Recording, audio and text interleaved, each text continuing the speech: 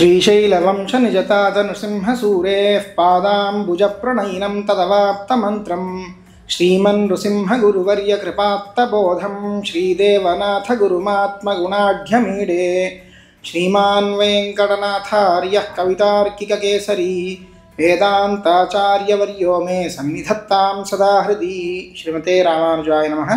तत्त्वमुक्ताकलापाख्ये ग्रन्थे 35 श्लोकः। न प्राणो वायुमात्रं सह परिपठनान्न क्रिया द्रव्यतोक्तेः तेजोवद्वा न तत्त्वान्तरमगणनतो वायुतानुज्झनाच्च तस्माद्वातो विशेषं घनजलकरकान्यायतः प्राप्य किञ्चित् देहान्तर्दाशविध्यं भजति बहुविधोपक्रियो वृत्तिभेदैः इति। इतः पूर्वस्मिन् श्लोके आचार्याः वायुसामान्यं विचार्य अस्मिन् श्लोके वायुविशेषः यः प्राणशब्दवाच्यः तस्मिन् विषये विचारम् उपस्थापयन्ति। तत्र एवं सन्देहः, कर्मवश्यानां जीवानां शरीरधारणहेतुः यः प्राणः सः प्राणशब्दवाच्यः कः इति सन्देहः। तर्हि एवं सन्देहे प्राप्ते तत्र आचार्याः कथयन्ति, प्राणः वायुमात्रं न, नाम प्राणशब्दवाच्यः केवलः वायुः न इति कथयन्ति। किमर्थम् इति चेत् सः परिपठनात् सृष्टिप्रकरणे मुण्डकोपनिषदि एतस्माज्जायते प्राणः खं वायुः इति सः पाठः कृतः अस्ति। वायुशब्देन सह प्राणशब्दस्यापि पाठः तत्र कृतः अस्ति। यदि प्राणशब्दस्य एवं वायोश्च पर्यायत्वं स्यात् तर्हि एकेनैव शब्देन अलम्। अतः पृथक् प्राणशब्दस्य तत्र पाठात् प्राणशब्दवाच्यः केवलः वायुः नास्ति इति ज्ञायते। एवं न क्रिया, अस्तु उच्छ्वासनिश्वासरूपक्रिया एव प्राणशब्दवाच्यः इति वदामः इति चेत् तथापि वक्तुं न शक्यते। किमर्थं? तत्र प्राणशब्दवाच्यस्य प्राणापानादि अवस्थावत्वेन कथनात् अवस्थावत्वात् प्राणशब्दवाच्यः क्रिया भवितुं नार्हति, अपि तु द्रव्यमेव इति ज्ञायते। अस्तु तेजोवत् यथा तेजः वायोः पृथक् तत्त्वान्तरं तद्वत् प्राणः अपि वायोः पृथक् तत्त्वम् इत्येव स्वीकुर्मः इति चेत् तेजोवत् प्राणः पृथक् तत्त्वम् इति वक्तुं न शक्यते। किमर्थं?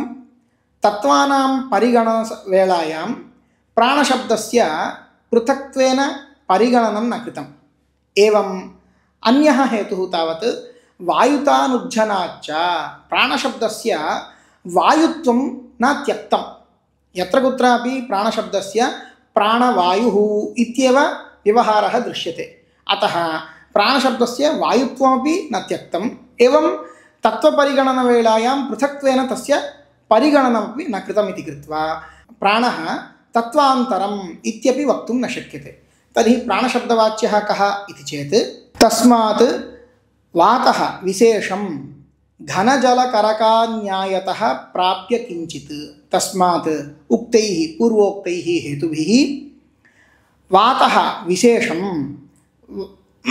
वायुविशेष एव अयं प्राणशब्दवाच्यः। कथं ज्ञायते इति चेत् घनजलकरकन्यायतः, यथा जलमेव आकाशे घनीभूतं सत् घनः इति कथ्यते, एवं पृथिव्यां तावत् जलमिति, एवं हिमः घनीभूतं जलं तावत् करका इति यथा उच्यते, तद्वत् वायुविशेष एव देहान्तः, नाम देहस्य अन्तः वृत्तिभेदैः तत्र तत्र प्राणापानव्यान उदानः समानाः एवं नागकूर्मकृकरदेवदत्तधनञ्जयादि भेदेन दाशविध्यं भजन् तत्तत्स्थानेषु वर्तमानः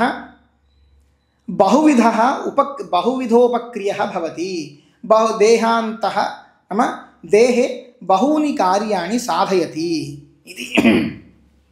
इति प्राणशब्दवाच्यः न पृथक् तत्त्वान्तरम् अपि तु वायुविशेष एव इति आचार्याणाम् अभिप्रायः।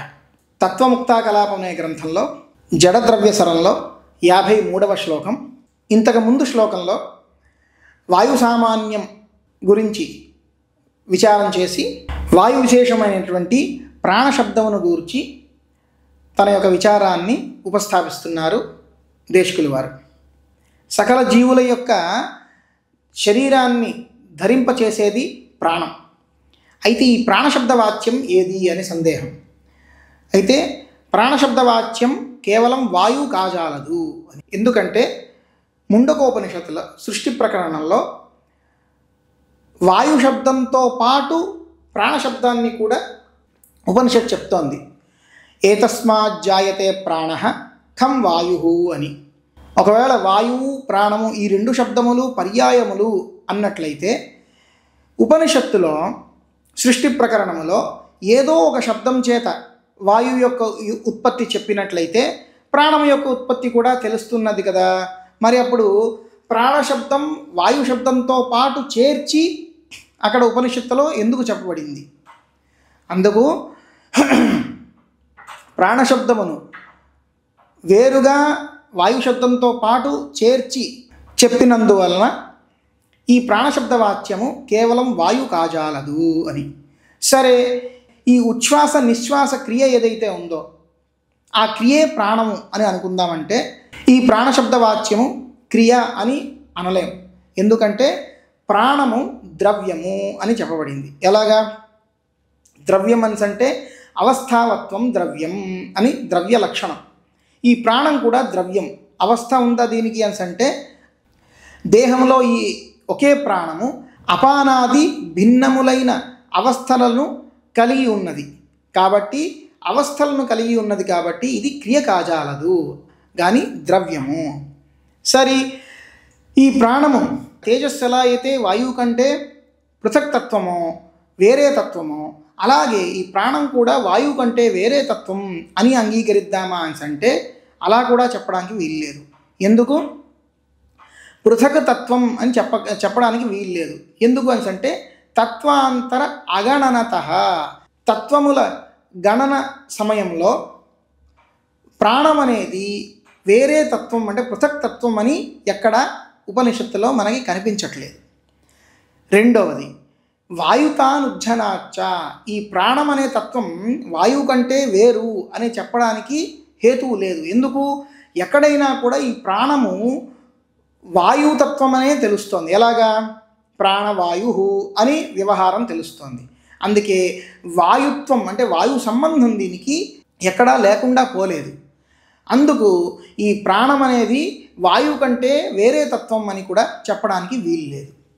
సరే, అయితే ఇంకా ఈ ప్రాణశబ్దవాచ్యం ఏంటయ్యా అంటే తస్మాద్ వాతః విశేషం. తస్మాత్ అంటే ఈ ముందు చెప్పినటువంటి హేతువుల బట్టి వాతః ఈ వాయువు విశేషం, ఈ వాయు విశేషమే ప్రాణము. ఎలాగా? ఎలా అయితే ఒకే జలము ఆకాశంలో ఘనీభూతంగా ఉన్నప్పుడు ఘనము అంటే మేఘము, అలాగే భూమి మీద పారుతున్నప్పుడు జలము, అలాగే శైత్యవశాతు గడ్డ కట్టినప్పుడు కరకము అని పిలుస్తామో అలాగే ఈ వాయువు కూడా దేహాంతః అంటే శరీరములో 10 స్థానములలో ప్రాణాపాన వ్యాన ఉదాన సమాన నాగ కూర్మ క్రికర దేవదత్త ధనంజయాది పేర్లతో ఆయా స్థానములలో ఉంటూ వేర్వేరు పనులను చేస్తూ ప్రాణశబ్ద అభిధేయం అవుతోంది అని ఆచార్యుల వారి అభిప్రాయం. న ప్రాణో వాయుమాత్రం సహ పరిపఠనాత్ న క్రియా ద్రవ్యతోక్తేః తేజో వద్వాన తత్వాంతరమగణనతో వాయుతానుజ్జనాచ్చ తస్మాద్వాతో విశేషం ఘనజలకరకా న్యాయతః ప్రాప్య కించిత్ దేహాంతర్దాశ విద్యం భజతి బహువిధోపక్రియో వృత్తిభేदैः. కవితార్కిక సింహాయ కళ్యాణ గుణశాలినే శ్రీమతే వెంకటేశాయ వేదాంత గురవే నమః. శ్రీమతే రామానుజాయ నమః.